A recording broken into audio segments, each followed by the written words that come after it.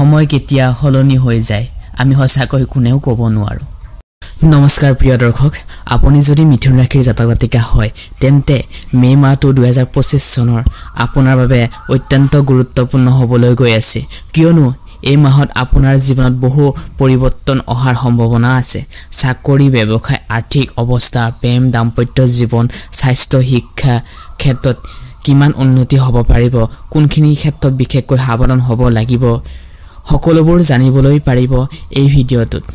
ভিডিঅ'টো আৰম্ভণি কৰাৰ আগতে আপোনাক এটা সৰুকে অনুৰোধ জনাব বিচাৰিছো যদিহে আপোনালোক আমাৰ ইউটিউব চেনেলটিলৈ প্ৰথমবাৰৰ বাবে আহিছে তেনেহলে চেনেলটি সাবস্ক্ৰাইব কৰি থবলৈ একেবাৰে নাপাহৰিব আৰু ভিডিঅ'টোৰ মাজভাগত কম কি উপায় কৰিলে আপোনালোকৰ মে মাহটো ভাল ধৰণে পাৰ হয় তাক লৈ আলোচনা কৰিম হেহে ভিডিঅ'টো সম্পূৰ্ণকৈ চাব প্ৰিয় দৰ্শক তেনেহলে আহকচোন আমি ভিডিঅ'টো পলম নকৰি আৰম্ভণি কৰো লাভ ৰিলেশনশ্বিপত মিথুন ৰাশিৰ জাতক জাতিকাসকলৰ বাবে বহুত ভাল হ'ব ৰিলেশনশ্বিপত ভাল দেখা গৈছে ৰাহু আৰু শনিৰ লগত আছে 18 মেৰ পৰা ধ্যান ৰাখিব লাগিব সৰু সুৰা কথাক লৈ ডাঙৰ কৰি নিদিব হেহে লাইফ পাৰ্টনাৰজনক আমাৰ সকলোৰে কাৰণে দেখিবলৈ ধুনীয়া হলে নহয় বিশ্বাসযোগ্য হোৱাটো খুবেই দৰকাৰ হেহে যিকোনো ক্ষেত্ৰত ৰিলেশনশ্বিপৰ ক্ষেত্ৰত সৰু সুৰা কথাক লৈ ডাঙৰ বহল কৰি নিদিব যিটো আছে যিটো হৈছে হেতুৱে সন্তুষ্ট লৈ জীৱনটো কটাবলৈ চেষ্টা কৰক বৈবাহিক জীৱনৰ ক্ষেত্ৰত মিথুন ৰাশিৰ জাতক জাতিকাসকলৰ বাবে কিছু সমস্যা আহিব পাৰে নিজৰ পাৰ্টনাৰত কিছু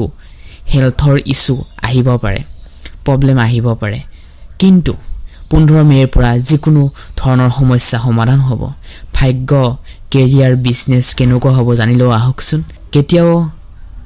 কাৰোৰ পৰা আশা নকৰিব কাৰণ মা দেউতাৰ আমাক এৰি থৈ গুচি যায় এদিন এই পৃথিৱীৰ পৰা হেহে বেলেগ মানুহৰ পৰা কি আশা কৰিব সদায় নিজৰ ওপৰত বিলিভ ৰাখক মই কৰিব পাৰিম মই সাকসেসফুল হ'ম মে মাহত মিথুন ৰাশিৰ ওপৰত চন্দ্ৰ বুধ আৰু শুক্ৰৰ বিশেষ প্ৰভাৱ থাকিব 8 মে তাৰিখত শুক্ৰৰ ৰাশিৰ পৰিৱৰ্তন আপোনাৰ দাম্পত্য জীৱনৰ প্ৰেম আৰু আৰ্থিকৰ ক্ষেত্ৰত কিছু চ্যালেঞ্জ আহিব পাৰে কিন্তু 15 মেৰ পাছত বুধ মিথুন ৰাশিত প্ৰৱেশ কৰিব চিন্তা শক্তি আৰু নতুন চিন্তা ধাৰণা লৈ আপুনি আগবাঢ়িব লাগিব এই মাহত মিথুন ৰাশিৰ বাবে ধনৰ আগমন হোৱাৰ কিছু পৰিমাণে দেখা গৈছে চাকৰি থকা লোকসকলৰ অথবা নতুন দায়িত্ব লাভ কৰাৰ সম্ভাৱনা আছে আপোনাৰ চাকৰিৰ ক্ষেত্ৰত যিসকলে ব্যৱসায় যুক্ত তেওঁলোকৰ নতুন ইনভেষ্টমেন্ট সফল হ'ব পাৰিব যিকোনো জায়গাত আপুনি ইনভেষ্টমেন্ট কৰিলে তাতে সফল হ'ব পাৰিব 22 মে আৰু 27 মেৰ বিশেষ শুভ দিন এই দিনটো নতুন কাম আৰম্ভ কৰক আপোনালোকে ব্যৱসায়ৰ ক্ষেত্ৰত সাৱধান হ'ব লাগিব লেনদেনৰ কোনো ভুল সিদ্ধান্ত নলব সেইজন ব্যক্তিৰ লগত যিজনে নেকি আপোনাক ব্যৱসায় কৰাৰ আগত ঠগাই আছে হেহে নিজৰ ওপৰত বিলিভ ৰাখি আপুনি মানুহ চেঞ্জ কৰিবলৈ চেষ্টা কৰক তেনেহলে মানসিক শক্তিশালী হৈ পেলাই আপুনি কামবোৰ ধুনীয়াকৈ কৰিব পাৰিব মিথুন ৰাশিৰ জাতক জাতিকাসকলৰ বাবে মে মাহটো হৈছে সঠিক পৰিকল্পনা আৰু ধৈৰ্য ৰাখি আগবাঢ়ি যাবলৈ চেষ্টা কৰিব লাগিব এবাৰ জানি লও আহকচোন প্ৰিয় দৰ্শকসকল প্ৰেম আৰু বৈবাহিক জীৱনৰ ক্ষেত্ৰত লাভ ৰিলেশনশ্বিপৰ ক্ষেত্ৰত কেনেদৰে পাৰ হয় ছাত্ৰ ছাত্ৰীসকলৰ ক্ষেত্ৰৰ বাবে মে মাহটো মানসিক আগ্ৰহ থাকিব আপোনাৰ পঢ়া শুনাৰ ক্ষেত্ৰত যিকোনো চৰকাৰী চাকৰি দিবলৈ হাজু হৈছে তেনেহলে 20 মেৰ পাছত সময় সুখবৰ লৈ আহিব আপোনাৰ বাবে যুৱক যুৱতী প্ৰেম লাভ ৰিলেশনশ্বিপৰ বিশেষ মধুৰতা থাকিব মাধ্যম হৈ থাকিব আপোনাৰ একেলগে অবিবাহিত সকলৰ বাবে 18 মেৰ পাছত লগত বিবাহৰ প্ৰস্তাৱ আহিব পাৰে যিসকলে বিবাহ হোৱা নাই ইতিমধ্যে 18 মেৰ পাছত বিবাহৰ প্ৰস্তাৱ আহিব পাৰে হেহে বিবাহিত দাম্পত্য সকলৰ মাজত একাগ্ৰতা বৃদ্ধি পায় যিয়ে আগন্তুক দিনবোৰ পাৰ হৈ যোৱাৰ কথা নাভাবি আপুনি এই মাহত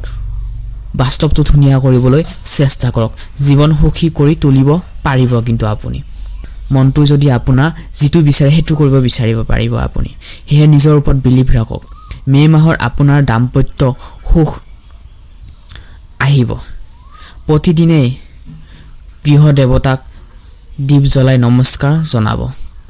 আৰু পাৰিলে ৰাতিপুৱা শুই উঠি সূৰ্য দেৱতাক জল অৰ্পণ কৰক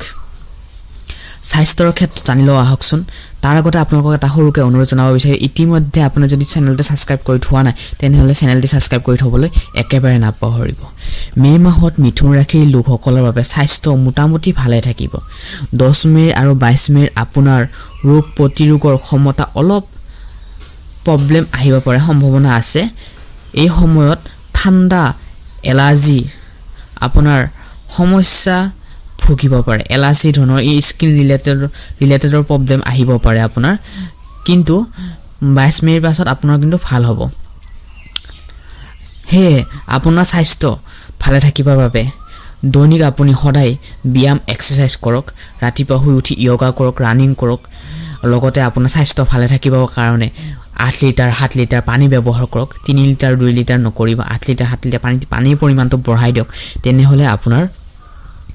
শৰীৰটো আগতকৈ মজবুত হ'ব পানীয়ে আমাক বহুতো বেমাৰ আজাৰৰ পৰা আমাক বচায় হেহে পানীৰ পৰিমাণটো বঢ়াই দিব এই মাহত বুধবাৰ দিনটো বিশেষ গুৰুত্বপূৰ্ণ প্ৰতিদিনে বুধবাৰ দিনটোত গণেশজীক আপুনি আবেলি পূজা দিয়ক মিথুন ৰাশিৰ মে মাহত অথবা ভাগ্যফল আপোনাৰ বাবে এক বৃহৎ সফলতা পাবলৈ গৈ আছে সঠিক সময়ত সিদ্ধান্ত ললে ভাগ্য আপোনাৰ পক্ষত থাকিব